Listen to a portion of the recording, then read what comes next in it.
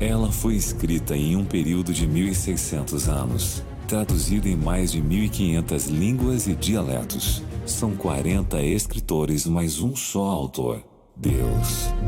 No ar, interativo Novo Tempo. Uma forma envolvente de conhecer a Bíblia. É isso aí, uma forma interativa da gente conhecer a Bíblia, a palavra do nosso Deus, né? Eu tô aqui feliz da vida porque depois de um tempinho aí sem conversar com ele tá de volta, o meu pastor Danilo Martins. Bem-vindo, meu querido, tudo bem? Obrigado, Diógenes. É uma alegria estar aqui novamente, né? Sim. Nós paramos esse período porque há muitas atividades, tanto para mim quanto aqui para vocês da rádio aqui, mas estamos aqui novamente. Paramos aqui na rádio, né? Mas não com um trabalho aí fora que é intensificado a cada dia. É verdade. Vou falar, ele não estava no ar, mas de vez em quando ele passava por aqui, né, pastor? Sempre visitando a rádio. Bom, e hoje nós estamos com um tema bastante interessante, né? Bastante interessante e ao mesmo tempo um tema que muita gente ignora. Acha que observa a lei de Deus, mas será que observa mesmo? Será que todo mundo aí que diz que guarda os mandamentos do Senhor, guarda exatamente aqueles que estão na Bíblia, os 10 mandamentos de Deus? Vamos falar sobre esses mandamentos aqui agora no nosso programa, tá bom? Pega a sua Bíblia aí, já vai estudando com a gente, e a gente vai começar sempre como fazemos aqui, orando a Deus, né, pastor? Para a gente começar bem aí o nosso estudo. Então vamos orar? Ora pra gente, por favor. Amado Deus, nosso Pai, aqui estamos para estudar um pouco da Tua Palavra, que o Senhor nos fale através do Espírito Santo. O Senhor possa atingir os corações que nos ouvem nesse instante, aquelas pessoas que clamam por misericórdia, por amor, por companhia, e que o Senhor esteja presente na vida de cada um. Que o Senhor conduza e dirija esse momento, em nome de Jesus. Amém. Amém. Então, já sabe, né? Temos aí o nosso estudo de hoje, e o estudo é esse mesmo que eu já falei para você. Vamos falar sobre os mandamentos de Deus, a lei de Deus. Pastor, é interessante aqui a maneira como Deus entregou os mandamentos, né, para o homem. E ele usou um homem chamado Moisés, que subiu até um monte lá. Só que, diferentemente das outras leis, Moisés não pôde escrever a lei dos 10 mandamentos, certo? Deus faz tudo perfeito, eu sempre falo isso aqui. Poderia Deus ter instituído as suas leis sem precisar de um homem? Sim, claro que sim. Mas Deus sempre nos dá a oportunidade de participar das suas tomadas de decisão. Deus planeja e sempre estamos participando da execução. Não foi diferente com Moisés. Se você for voltar um pouco na história de Moisés, quem foi Moisés? Foi abandonado, não é abandonado não, teve que ser despojado por sua mãe, por não ser morto naquela época, e depois ele retornou para os braços da sua mãe como se sua mãe fosse ser sua criada, né? Ou sua ama, cuidar dele, mas sendo a mãe. Foi educado nas melhores escolas de ensinamentos lá do Egito, mas depois acabou se envolvendo no homicídio e viveu exilado muito tempo. E quando Deus convocou Moisés para se tornar um líder, ele achava que não haveria condição. E Moisés conduziu muito bem o povo. E Deus queria ir muito além de só Moisés conduzir o povo. Deus queria deixar um legado para aquele momento, mas também para as gerações vindouras, né? E Moisés teve a grata satisfação de encontrar com Deus. Ele pôde ver a glória de Deus, mas não viu a imagem completa de Deus. Ainda não temos esse privilégio. E lá Deus escreveu as suas regras de fé, os seus mandamentos, né, com sua própria mão.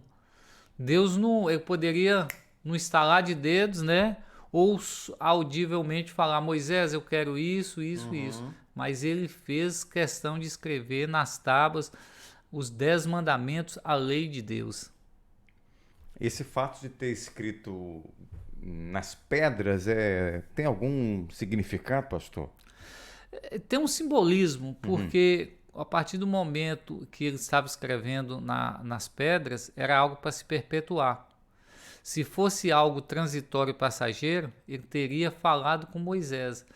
Nós sabemos que, pedagogicamente, se eu falo algo para você, com o tempo aquilo cai no esquecimento, né? É verdade. Você não passa de pessoa para pessoa da mesma forma. Você vende a sardinha e no final a pessoa está comprando um tubarão, né? Porque cada um vai aumentando e acrescentando. E quando Deus deixou escrito, é porque ele queria que a sua lei não fosse esquecida, se perpetuasse, e estava ali a prova de que ele mesmo instituiu aquelas regras. Interessante. Inclusive, a gente vê isso aí, né? A gente está falando aqui da lei de Deus, para você que está chegando agora, e essa resposta aí, essa informação que o pastor deu, que foi Deus quem escreveu e não o homem, os 10 mandamentos, a gente encontra em Êxodo 31, verso 18, que diz assim: E tendo acabado de falar com ele no monte Sinai, deu a Moisés as 2 tábuas do testemunho, tábuas de pedra escritas pelo dedo de Deus. Então, pela própria mão de Deus. Deus mesmo escreveu, né? A única parte da Bíblia que Deus escreveu, a princípio, foi essa, né? Diógenes, se não fosse tão importante, uma das primeiras ou grande ação de Deus entre ele e o homem, tete a tete, né? Sim. Face a face, e ele saiu ali do imaginário ou somente do virtual e saiu para o real, né? Sim. E, ao escrever esses mandamentos, está aqui Moisés, eu estou escrevendo com o selo divino e eu quero que você apresente para esse povo, não só para esse momento, mas a lei minha, ela é perfeita e eterna. E ela vai durar para sempre. Eu quero aproveitar aqui, pastor, porque é muito complicado. Tem muita gente que acredita, e a gente até respeita, né, as opiniões das pessoas, mas parece que não entra muito em acordo com a Bíblia, né, quando se fala que a lei de Deus foi cravada na cruz. Porque se a lei de Deus foi escrita pelo próprio dedo de Deus, se foi escrita em tábuas de pedra, se Deus ele deu uma lei que você olhando para ela não tem o que tirar nem o que pôr, porque está tão perfeita, por que ela seria cravada na cruz? E essa pergunta, acho que ela deve estar linkada com a segunda pergunta aí do nosso guia de estudos, que é a seguinte pergunta: o que vem a ser pecado? Né? Jorge, é interessante sua pergunta, porque como eu sei que eu pequei? Como eu sei que eu errei? Vamos trazer para o nosso cotidiano, para a prática. Se eu venho na estrada, dirigindo normalmente, e de repente eu faço uma ultrapassagem ao local proibido, e lá na frente eu recebo uma advertência, uma multa, ou às vezes até a apreensão do meu veículo. Como eu sei que eu errei e como quem está me repreendendo, a autoridade, tem a certeza que eu errei? Porque existe o quê? Uma lei de trânsito. Sim. Se não houvesse essas regras, todo mundo poderia cometer infrações e ninguém poderia ser punido, porque não tem nada que me impeça de fazer aquilo, ou que me diz que eu estou errado. Então, quando eu estou pecando, eu só sei que eu estou pecando porque foi deixado ou foi nos orientado através da lei divina o que é certo e o que é errado. O que é pecado? É transgressão da lei. Isso está justamente aqui o que você falou em 1 de João 3,4, que diz assim, ó: todo aquele que pratica o pecado também transgride a lei, porque o pecado é a transgressão da lei. O que dá a entender é que se não tiver mais mandamento, se a lei de Deus foi cravada na cruz, ou se ela foi mudada, não há mais lei, não há mais pecado. Então, logicamente, todo mundo pode ser salvo, né? Você imagina esse mundo começando pelo o povo de Israel quando estava ali no deserto. Estava naquela transição entre sair da escravidão e chegar à terra prometida. 1 milhão de pessoas ou milhares de pessoas, crianças, órfãos, mulheres viúvas, homens casados, e assim, muitas pessoas de mentalidade diferente. Imagina você organizar um povo na questão de alimentação, na questão de respeito, na questão de obediência, e cada um seguia, porque como eles eram escravos, eles só recebiam ordens, mas praticavam, fora essas ordens, eles não tinham uma conduta, uma lei de conduta. É a mesma coisa que você vai para uma escola, né? Você chega na escola, você sabe o que pode e o que não pode. Imagina se a escola só te recebe e cada um faz o que quer. Vira uma bagunça, vira né? uma bagunça. Então, naquele tempo, Jesus ou Deus, né, já antecedendo o nosso presente, que seria o futuro naquele período, e também olhando para o presente, ele instituiu essa lei. A lei, que ela consiste na parte de alimentação, na parte moral, na parte cívica, de todos os quesitos de cumprimento da lei. Imagine hoje o mundo em que nós vivemos. As pessoas já não estão tão obedientes à lei de Deus. Imagine, já estão na balbúrdia que é esse imagine mundo. Se né? não houvesse mais a lei de Deus. Mas a lei de seria, Deus, né? Estaríamos pior do que Sodoma e Gomorra. Deixa eu pegar aqui Romanos 7, que o nosso tempo está correndo, eu só tenho 10 minutinhos. O verso 12 aqui do livro do apóstolo Paulo aos Romanos, capítulo 7, diz assim, verso 12. Porque alguns falam assim, Paulo foi contra a lei de Deus, né? Paulo foi contra, ele não guardava os mandamentos, inclusive não guardava nem o sábado. E o verso 12 diz assim, por conseguinte, a lei é santa e o mandamento santo, justo e bom. Parece então uma contradição. Se Paulo não guardava a lei de Deus, por que ele disse que a lei é boa? Nós temos que entender que isso é as considerações de Paulo. Quando aquelas pessoas que dizem que Paulo não guardava, Paulo ele está expressando a lei é santa porque vem de Deus. O mandamento é santo, justo e bom. Quando a lei é santa, o mandamento é santo, ele é justo. Se ele é justo, ele é bom. Então, Deus não nos daria nada que não fosse justo.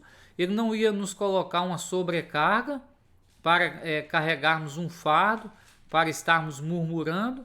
E também não nos daria algo que seria bom para nós, que estaria preservando a nossa própria vida e também nos preservando para a condução da salvação.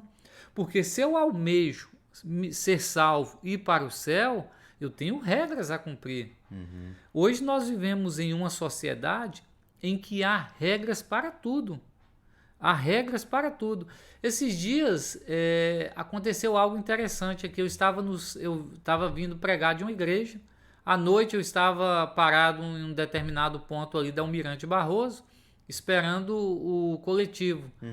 E passou um pai numa motocicleta, sem capacete, com uma filhinha montada no tanque, mais ou menos 4 anos, nessa idade, entre 4 e 5 anos, e a mãe na garupa. E o sinal estava vermelho. E ele veio devagarzinho, fez de parar e avançou. Eu escutei do ponto a filha falando assim, papai, o sinal está vermelho, é errado. Nossa. Então, assim, o pai está transgredindo um código de lei. Mas que orientação ele está passando para a sua filha? Mas a sua filha pequena, ela aprende ou aprendeu na escola, alguém está instruindo ela que existe leis que têm que ser cumpridas. E aí existe, trazendo para a nossa vida espiritual, aqueles que sabem que as leis existem, mas insistem na sua pressa de transgredir e de ir adiante. Tá, pastor, mas tudo bem. Alguns falam que Jesus mudou a lei. Eu já ouvi alguém falar assim, não, Jesus guardou as leis de Deus porque ele tinha que viver como judeu. E depois da sua morte é que a lei foi cravada na cruz. Então não dá pra gente dizer que Jesus, ele guardou a lei de Deus e a gente tem que guardar também, né? Porque ele guardou até a sua morte na cruz. Isso procede? O que a Bíblia diz? Por exemplo, Mateus 5, verso 17, queria que você explicasse para a gente, no verso 17 e 18, que diz assim, Jesus falando, não penseis que vim revogar a lei e os profetas, não vim para revogar, vim para cumprir. Tudo bem, ele cumpriu, mas ele está dizendo que também, além de cumprir, não veio mudar. não veio alterar, né? Porque em verdade vos digo, até que o céu e a terra passem, nem um i ou um tio jamais passará da lei, até que tudo se cumpra. Para mim tá meio confuso aqui, porque se falam que Jesus, depois da cruz, ele já cravou a lei na cruz, e ele fala aqui que nem um J nem um tio pode ser mudado até que o céu e a terra passem. Como é que fica essa questão, pastor?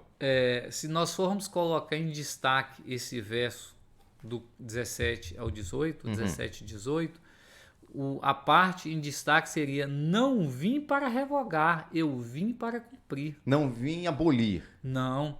A lei de Deus já era anterior a Jesus. Sim. A lei de Deus já foi estabelecida desde lá do céu. Lá já havia lei.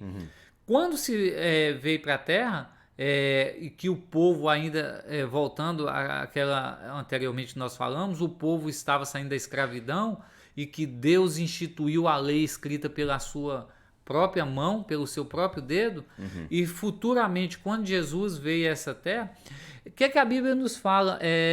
Qual era o costume de Jesus no sábado? De ir para onde? A igreja. Para a igreja, para a sinagoga, né? Então Jesus, o que ele diz aqui? Eu não vim para revogar, vim para cumprir, porque em verdade vos digo que até o céu e a terra passem, nem um i ou um tio jamais passará da lei, até que tudo se cumpra. O que é tudo se cumpra? Algumas pessoas buscam para a morte de Jesus. O tudo se cumpra aqui é quando Jesus voltar e extinguir todo o pecado desse mundo. É na segunda volta de Jesus. Não foi a sua morte na cruz, quer dizer, então até Jesus estar vivo, ter morrido, a lei valia. Dali em diante para frente pode virar uma balbúrdia. A lei não se cumpre, não precisa da lei, e aí nós vamos viver como? À margem da lei santa? Vamos viver fazendo o que é errado? Porque se eu sei que adulterar é pecado, então porque está na lei. Eu sei que se eu roubar ou matar, eu estou pecando, é porque está na lei. E porque a lei ela tem valor, são 10 mandamentos, tem valor 8 mandamentos, e só um foi abolido para muitas pessoas. Exatamente. Não vamos entrar em detalhe agora, vai ser para o próximo estudo. Mas por quê? Então as pessoas estão sendo assim, é muito bom quando a lei ela me serve, mas quando eu tenho que cumprir a lei, eu vou escolher dentro da lei aquilo que eu vou...